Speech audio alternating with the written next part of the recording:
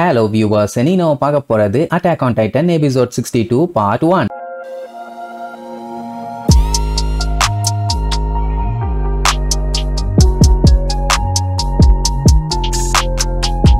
Open பண்ணா ஒரு அம்மா அவங்களோட பையன்கிட்ட அவங்க நம்மள கைவிட்டுட்டு போயிட்டாங்க, அதனால தான் நம்மள பிரிச்சு ஒதுக்கி வச்சுட்டாங்க. ஏன்னா நம்ம உடம்புல டீமன் பிளட் ஓடிட்டு இருக்குதாமா, அதனால தான்ப்பா அவங்க அப்பாவுமே நம்மள விட்டுட்டு போயிட்டாரு. ஏன்னா அந்த பையனோட அப்பா பாத்தீங்கன்னா ஒரு மார்லையன். எப்பவுமே ஒரு மார்லையன்ஸ் எல்டியன்ஸ் கூட இருக்க மாட்டாங்க. நம்ம மட்டும் மார்லையன்ஸா இருந்திருந்தா இந்த அளவுக்கு நம்ம கஷ்டப்பட்டிருக்க தேவையே இல்லைன்னு சொல்லி அவங்க கதறி கதறி அழுவாங்க. அந்த பையன் பார்த்துட்டு ரொம்பவுமே ஃபீல் பண்ணுவான். அது வேற யாரும் இல்ல, நம்ம ரெய்னர். அப்படியே பையன் படுத்து கிடந்து பழைய விஷயத்தெல்லாம் யோசிச்சு பார்த்துக்கிட்டு இருக்கான். இப்ப என்ன, இவன் எல்டியனா இருந்தாலுமே ஒரு சூப்பரான வாரியரா மாறிட்டான்னா இவனை மார்லையனா ஏத்துக்குவாங்க. அதுக்குதான் பையன் இவ்வளவு போராடி இருக்கான். உடனே மறுபடியும் பிளாஷ்பேக். சின்ன வயசுல அவன் வாரியர் ஆகிற கண்டி எவ்வளவு கஷ்டப்பட்டு இருக்கான்னு. ட்ரைனிங் எல்லாம் பாத்தீங்கன்னா மலைன்னு கூட பார்க்காம வெயிட்ட தூக்கிக்கிட்டு கண்ணை தூக்கிக்கிட்டு ஓட விடுவானுங்க. அப்பவுமே பாத்தீங்கன்னா திட்டு விழும். என்னடா ஓடுறீங்க லூசு பயிலுகளா, இப்படி ஓடுனீங்கன்னா மார்லையன்ஸுக்கு எப்படா பெருமையை தேடி தருவீங்க எருமைகளா அப்படின்னு கொடுமைப்பட்டு இருப்பானுங்க. அப்போ ஜீக்க காட்டுறாங்க. அவன் பாத்தீங்கன்னா செம ஹாப்பியா இருப்பான். என்னன்னா இன்னும் சில வருஷத்துல அந்த பாரடைஸ் ஐலாண்ட அட்டாக் பண்ண போறாங்களாமா. எப்படியும் அதுக்குள்ள நமக்கு அந்த டைட்டன் பவர்ஸ் கிடைச்சிரும். இப்போ இவங்க எல்லாம் பாத்தீங்கன்னா மொத்தம் 7 பேர் இருக்காங்க, அதுல 6 பேர் செலக்ட் பண்ண போறாங்களாமா அப்படின்னு சொன்ன உடனே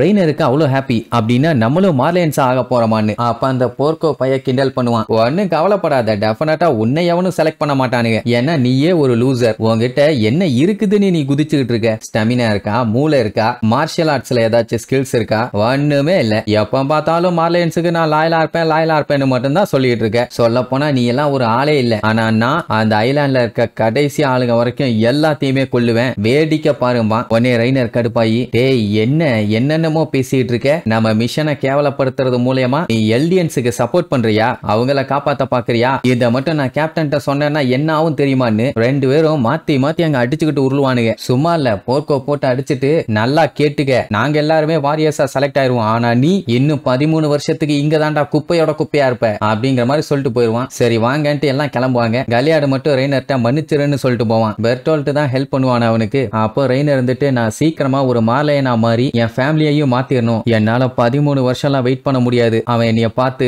லூசர்னு சொன்னான் அப்படின்ட்டு தேம்பி அழுவான். பெர்டோல்ட் தான்ப்பா கரெக்டா பேசுவான். என்ன போர்க்கோவா டிசைட் பண்ண போறான் யாரு டைட்டன் ஆகணும் யாரு வாரியர் ஆகணும்னு? அதை பத்தி எல்லாம் நீ கவலைப்படாத, நீ லாயலா இருக்க, அதுதான் முக்கியம். உன்னோட லாயல்ட்டிக்கு கண்டிப்பா சான்ஸ் இருக்கு. என்ன நீ கரெக்ட் தானே அவர்கிட்ட கேட்டா, எனக்கு எதுவுமே தெரியாதப்பா, நான் எதையுமே கவனிக்கலன்ட்டு அங்க இருந்து கிளம்பிடுவா. அதுக்கப்புறம் இவனு 2 பேரும் ஜாக்கிங் போகும்போது பெர்டோல்ட், கண்டிப்பா உன்னால அந்த டெவில்ஸ் எல்லாத்தையுமே கொல்ல முடியுமா? ஏன்னா உனக்கு வெறும் 13 வருஷம் தான் இருக்குதும்பா, ஒரு ஹீரோ ஆகிறதுக்கு அது போதும். அந்த பாரடைஸ்ல இருக்க எல்லா டீமன்ஸையுமே அழிச்சு இந்த உலகத்தையே நான் காப்பாத்த போறேன், எங்க அம்மாவுக்கும் நான் ஒரு நல்ல மகனா இருப்பேன்னு வேற சொல்லுவான். அப்படியே கட் பண்ணி பாரடைஸ் ஐலாண்ட காட்டுறாங்க. அங்க நம்ம இறனு போர் அடிச்சு போய் அப்படியே வானத்தை பார்த்துட்டு உட்கார்ந்துட்டு இருப்பானா. அப்ப நம்ம அர்மீன் புக்க தூக்கிட்டு இறனுன்னு கத்திக்கிட்டே ஓடி வருவான். அப்படியே கட் பண்ணா புது வாரியர்ஸ் எல்லாம் அவங்க டைட்டன் பவரை யூஸ் பண்ணி வார்ல பயங்கரமா சண்டை போட்டுட்டு இருக்காங்க. மார்லையனோட அபிஷியல்ஸ் எல்லாம் பார்த்துட்டு, வாரே வா, நம்ம எக்ஸ்பெக்ட் பண்ணதை விட நல்லா செமைய சம்பவம் பண்ணி வச்சிருக்காங்களே அப்படின்ட்டு இப்ப அங்க களத்துல இருக்க ஒவ்வொரு டைட்டனை பத்தி சொல்லுவாங்க. அதுல பாத்தீங்கன்னா ஃபீமேல் டைட்டனா இருக்கிறது நம்ம ஆனி.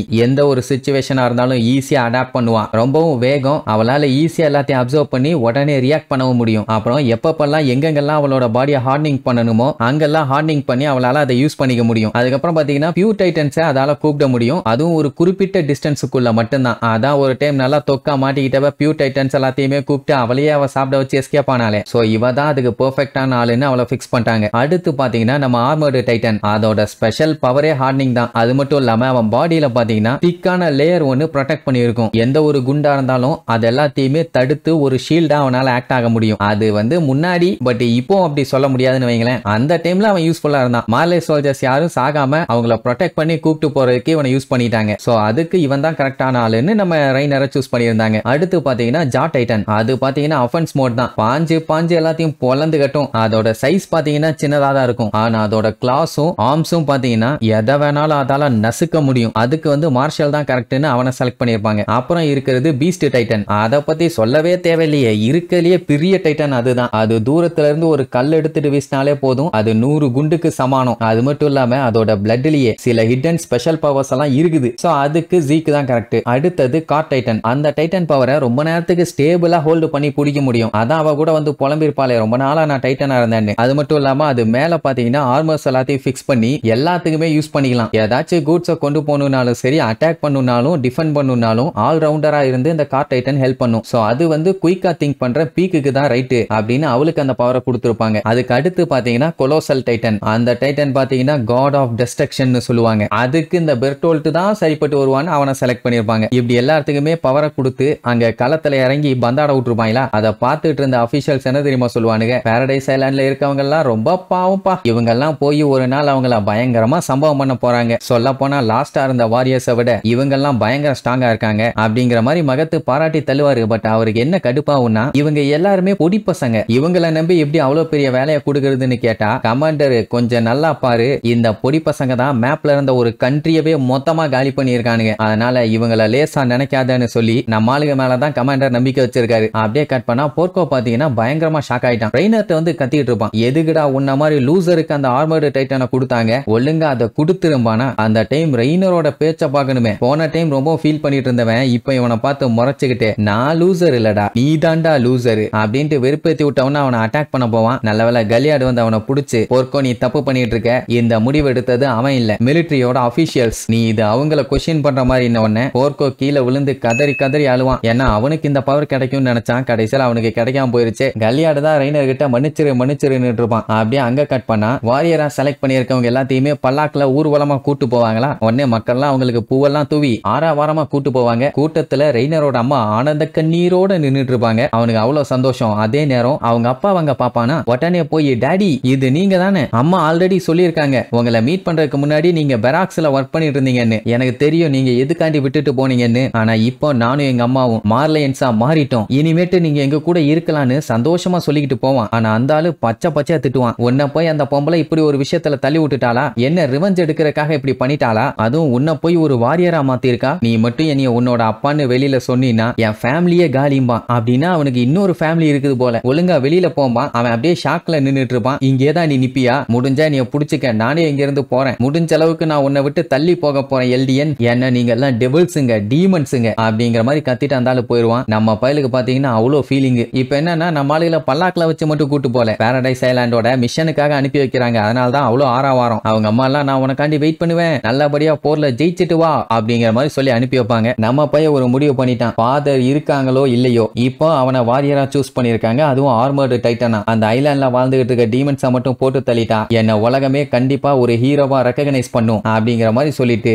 அந்த 4 பேரும் ஒரு வழியா அந்த பாரடைஸ் ஐலாண்டுக்கு வந்து சேர்ந்துட்டாங்க. அப்புறம் என்ன, குதிரையிலையும் பொடி நடையாவும் அப்படியே வந்தவங்க நைட் ஆயிரும், அங்கேயே நெருப்ப மூட்டிட்டு உட்காந்துக்குவாங்க. இப்ப என்ன அவங்களுக்கு ஒண்ணு புரியலன்னா, இவங்க போய் அந்த செவத்தை உடைச்சு அவங்க எல்லாத்தையுமே கொல்லுவாங்க, அதெல்லாம் ஓகே தான். ஆனா கிங் ஃபவுண்டிங் டைட்டனை யூஸ் பண்ணிட்டான்னா அப்ப நம்ம எல்லாருமே செத்துற மாட்டோமான்னு பெர்டோல்ட் கேட்பான். கொஞ்சமாச்சும் மார்லைன்ஸ் பண்ண ரிசர்ச் மேல நம்பிக்கை வை, அதெல்லாம் ஒண்ணும் ஆகாதுன்னு ரெய்னருக்கு நம்பிக்கை இருக்குது. ஆனா மார்ஷல் என்ன சொல்லுவானா, ஆமா நம்ம இனிமேட்டு திரும்பியும் போக முடியாது, நம்ம எப்படி இருந்தாலும் நாளைக்கு வாலை அட்டாக் பண்ணி தான் ஆகணும் அப்படின்ட்டு ஒரு மாதிரி டல்லாவே பேசுவானுங்க. ரெய்னருக்கு ஒரே குழப்பம், ஏன்டா அப்படி பேசிட்டு இருக்கீங்க, என்னடா ஆச்சு, இந்த ஐலாண்ட்ல செவுத்துக்குள்ள வாழ்ந்துட்டு இருக்க டீமன்ஸ் எல்லாத்தையுமே கொல்லணும் தானே வந்தோம், உங்க எல்லாத்துக்கும் அது ஓகே தானே, அவங்க நமக்கு என்ன பண்ணாங்கன்னு உங்களுக்கு ஞாபகம் இருக்குதா இல்லையா, நம்ம எல்லாத்தையுமே வாரியர்ஸா சூஸ் பண்ணி அந்த டீமன்ஸை போட்டு தள்ளுறதுக்காக தான் அனுப்பி வச்சிருக்காங்க, ஆனா நீங்க என்ன இப்படி பேசிட்டு இருக்கீங்கன்னு ஒண்ணு. அந்த மார்ஷல் இருந்துட்டு, சாரி ரெய்னரு சாரி, ஆக்சுவலா உன்னையெல்லாம் வாரியரா சூஸ் பண்ணிருக்கவே கூடாது, போர்க்கோவை தான் சூஸ் பண்ணிருப்பாங்க, நான் என் பிரதரை காப்பாத்தணுங்கிறதுக்காக தான் உன்னை இப்படி எல்லாம் நான் பண்ணேன் அப்படின்ட்டு அவன் உண்மையை சொல்லிடுவான். அப்படின்னா ரெய்னர் மேல இவனுக்கு வேற எந்த கடுப்பும் இல்ல, அதுக்காகவே நீ மன்னிச்சிரும்பா, என்கிட்ட மன்னிப்பு கேட்கிறானா, அதுவும் மார்ஷலா அப்படின்ட்டு ஷாக்ல நின்னுட்டு இருக்கும் போதான் திடீர்னு நம்ம யுமிர் இருக்கால, அவ பின்னாடி மண்ணுக்குள்ள இருந்து எந்திரிச்சு வருவா. வந்தவன் நம்ம ரெய்னரை சாப்பிட வரும்போதான் கரெக்டா மார்ஷல் உள்ள பூந்து அவனை தள்ளி விட்டு அவன் சிக்கி யுமிர் அவனை சாப்பிட்டுருப்பான். இந்த ஒரு விஷயம் தான் ரெய்னரை ரொம்பவும் பாதிச்சிருக்கும். சொல்ல போனா இந்த விஷயத்தை தான் அடிக்கடி நமக்கு காமிச்சிருப்பாங்க. கட் பண்ணா நம்ம ரெய்னர் பாத்தீங்கன்னா எங்கயோ நின்று வாந்தி எடுத்துக்கிட்டு இருப்பான். சுத்தி முத்தி பார்த்தா பெர்டோல்ட்டையும் காணும், ஆனியையும் காணும். ஐயோ அவங்க ரெண்டுத்தையுமே சாப்பிட்டுச்சா, இது எல்லாமே என்னோட தப்பு, நான் எப்படி என்னைய தான் சாப்பிட்டுருக்கணும், நான் தான் செத்து இருக்கணும் அப்படின்னு சொல்லிட்டு இருக்கும் போதே யாரோ அவனை உதப்பாங்க. பயத்துல அந்த கதருவான், வேற யாரும் இல்ல ஆனி தான். பயத்துல அவங்க 2 பேத்துக்கு முன்னாடி இவன் அடிச்சு போறீங்க ஓடி வந்திருக்கான். ஏண்டா ரேஸ்ல என்னையவே மிந்திட்ட, அந்த அளவுக்கு பயமாடா, நம்ம மட்டும் ஒழுக்கமா அந்த டைட்டனை காலி பண்ணி இருந்தோம்னா இந்நேரத்துக்கு ஜா டைட்டன் உயிரோட இருந்திருக்கும், இப்ப அதை நம்ம இழந்துட்டோம், சோ மார்ஷல் இனி திரும்பி வரமாட்டான் அப்படின்ட்டு ரொம்ப கவலைப்படுவா. என்ன ஒரு மேட்டர்னா, மார்லைன்ஸுங்க வால்ஸுக்கு பக்கத்துல இப்படி எல்லாம் டைட்டன்ஸுங்க இருக்காதுன்னு சொல்லி இருந்திருப்பானுங்க. சடனா வந்தது இவங்களுக்கு அவ்வளவு ஷாக்கு. சோ ஆனி என்ன முடிவு பண்ணிட்டா, இதுக்கப்புறம் நம்மளோட மிஷனை நம்ம கண்டினியூ பண்ண முடியாது, அதனால இப்போ மார்ஷலை சாப்பிட்டிருக்கேன் அந்த டைட்டன், அதை எப்படியாச்சும் கண்டுபிடிச்சு அதை நம்மளோட இடத்துக்கு தூக்கிட்டு போயிருவோம். எப்படியும் இங்கதான் எங்கேயாச்சும் ஹியூமனா மாதிரி இருக்கும். நம்ம இதுக்கப்புறம் என்ன பண்ணாலும் சரி மார்ஷல்ஸோட லீடர்ஷிப் இல்லாம இந்த மிஷனை முடிக்க முடியாது அப்படின்ட்டு கிளம்புவாங்க. ஆனா ரெய்னர் இல்ல,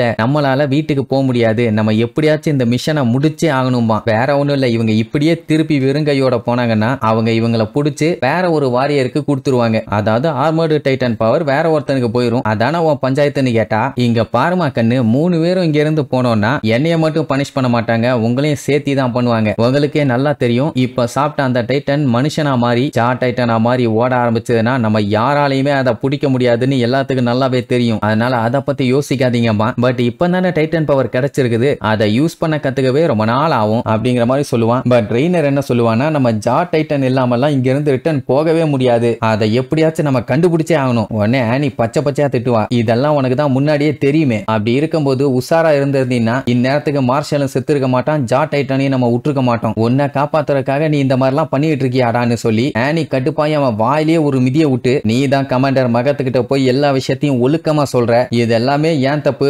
மார்லியன்ஸ் என்ன அவசரப்பட்டு வாரியரா சூஸ் பண்ணிட்டாங்க அப்படின்னு நீயே சொல்றா, அறிவு கட்ட மார்லியன்ஸ் உன்னை போய் வாரியரா சூஸ் பண்ணிருக்கானுங்க பாருன்னு அவனை போட்டு மிதி மிதி மிதி மிதின்னு மிதிச்சு தள்ளுவா. மார்லியன்ஸும் சரி எல்லியன்ஸும் சரி ரெண்டு குரூப்பும் வாய திறந்தீங்கன்னா பொய் தாண்டா வருது, எப்ப பார்த்தாலும் உங்களை பத்தியே கவலைப்பட்டு இருக்கீங்க அப்படின்ட்டு அவனுக்கு மூஞ்சா மிதி விழும். நான் வீட்டுக்கு போகத்தாண்டா போறேன், அப்படி நீ தப்பு பண்ணிட்டேன்னு கவலைப்பட்டினா அப்ப எனக்காண்டி சாவுடா, நீ பண்ண தப்புக்கு நீ தாண்டா சாவணும்னு அந்த அடி என்ன அடிங்கிறீங்க அப்படி அடிச்சுட்டு அவ பாட்டு கிளம்புவா. அப்ப பெர்டோல்ட் பாத்தீங்கன்னா அப்படியே பேய் அடிச்ச மாதிரி நின்றுட்டு இருப்பான். அப்ப நம்ம ஆனிக்கு பின்னாடி நம்ம பைய பாத்தீங்கன்னா பேய் மாதிரி நின்றுட்டு இருப்பான். அவ ஓடி வந்து ஆனிய ஒரே புடியா புடிச்சு லாக் பண்ணி, ரெய்னர் செத்துட்டான், உனக்கு மார்ஷல் தான் வேணும்னா இனி நான் தான் மார்ஷல் அப்படின்னு அவ கழுத்தை புடிச்சு கண்டமே நீ நெரிப்பான். பெர்டோல்ட் பார்த்துட்டு வேணா ஸ்டாப் பண்ணுங்கன்னு அழுன்னு அழுவான். ஆனா அவன் போய் தடுக்க மாட்டான். இப்ப நம்ம வீட்டுக்கு போகணும்னா நம்ம இதை செஞ்சுதான் ஆகணும் அப்படின்ட்டு கண்டமேனிக்கு கழுத்தை நெரிச்சதுல ஆனி அப்படியே மயங்கிடுவா. அப்பதான் அந்த கொலோசல் டைட்டன் என்ட்ரி கொடுத்து அந்த செவுத்தை உடைச்சிருக்கும். ஃபர்ஸ்ட் டைம் வால் மரியா உடைஞ்சு உள்ளுக்குள்ள டைட்டன்ஸ் வந்திருப்பாங்க. இனி இதுக்கப்புறம் இவங்க என்ன நல்லா சேட்டப் பண்ணாங்கன்னு அடுத்தடுத்த எபிசோட்ல பார்க்கலாம். டாடா.